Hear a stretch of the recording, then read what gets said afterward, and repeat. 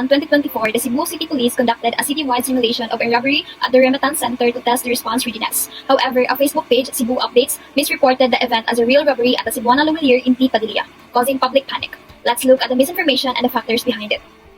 Debunking the false claim. The robbery was a staged simulation by the CCPO, not a real incident. Cebu Updates falsely claimed it was a robbery at a different location, spreading alarm. The police quickly clarified the situation, noting that the simulation had been planned and the prior details were shared on their official channels. Factors contributing to misinformation. Realistic simulation. The drill was designed to look like a real robbery, confusing bystanders. Failure to verify. Cebu Updates didn't check the facts with official sources, fueling the false claim. Social media influence. The post quickly spread on Facebook, amplifying the panic before the correction was made. Public awareness gap. Not everyone was informed about the simulation, which added to the confusion. The misinformation about the Cebu City Police robbery simulation highlights the dangers of unverified information spreading on social media. While the exercise was meant to improve response readiness, the false claim caused unnecessary panic. This incident emphasizes the need for accurate communication from authorities and careful verification before sharing information to prevent confusion and maintain public safety. Since Duterte's arrest, social media has been flooded with misleading statements that have circulated on social media, many of which appear to be intended to support the former president and put doubt on the credibility of the accusations made against him. There are rampant fabricated quotes and testimonials attributed to fictional lawyers and public figures circulating, portraying Duterte as a victim of injustice. For example, viral posts falsely quoted fictional lawyer Annalise Keating from How to Get Away with Murder, claiming that the ICC made a grave mistake in arresting Duterte. Some of these posts began as satire but were widely shared as genuine, misleading those unaware of their satirical origins.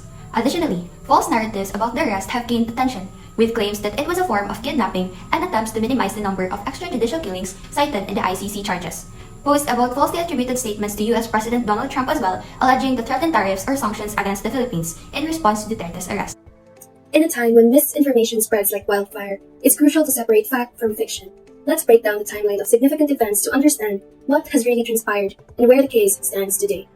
On June 30, 2016, Rodrigo Roa Duterte's presidency began and soon launched his controversial war on drugs. In the year 2017, the ICC receives 2 formal complaints and further reports from human rights groups on drug war abuses. 2018 came, and the ICC starts a preliminary examination into crimes against humanity. Duterte announces the Philippines withdrawal effective in 2019. This is where his supporters argued that the ICC lost authority, but withdrawal does not erase accountability for crimes committed while the country was still a member.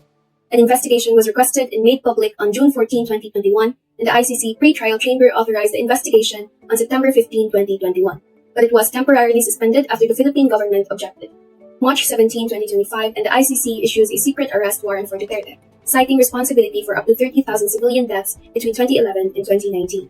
In March 11, 2025, Philippine authorities arrested Duterte and surrendered him to the ICC in accordance with the arrest warrant. In March 14, 2025, Duterte made his initial appearance before the ICC via video link, where the charges against him were formally presented and his rights under the Rome Statute were explained.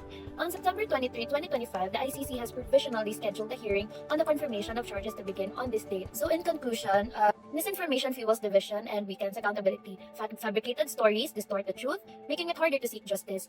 Many of these fake news reports have been fully welcomed by Duterte supporters, whether they are about imaginary attorneys standing up for Duterte or international politicians denouncing the ICC. So despite being an ideal platform for communication, social media has also turned into an area for false information. This destroys confidence in our institutions and widens political disputes.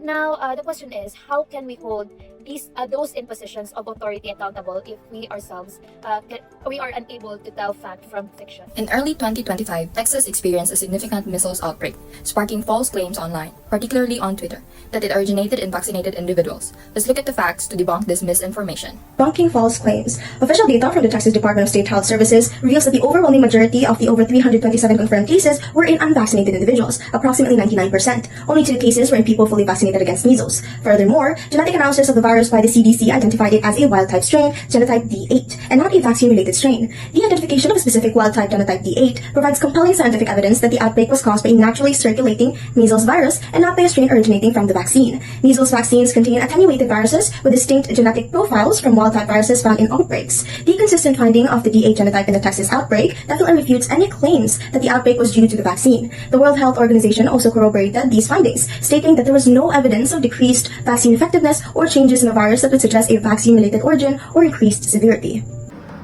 For true origins and contributing factors, the measles outbreak in the US typically occur when the virus is imported by travelers and spreads within communities with low vaccination rates. The Texas outbreak was concentrated in the South Plains region, particularly the Gaines country, which has a lower than recommended vaccination rate of around 82% and high rates of vaccine exemptions. This lack of widespread immunity allowed the highly contagious measles virus to spread rapidly. The 2013 Texas outbreak, for instance, was traced back to an individual who had traveled to Asia and subsequently interacted with a community with low vaccination rates.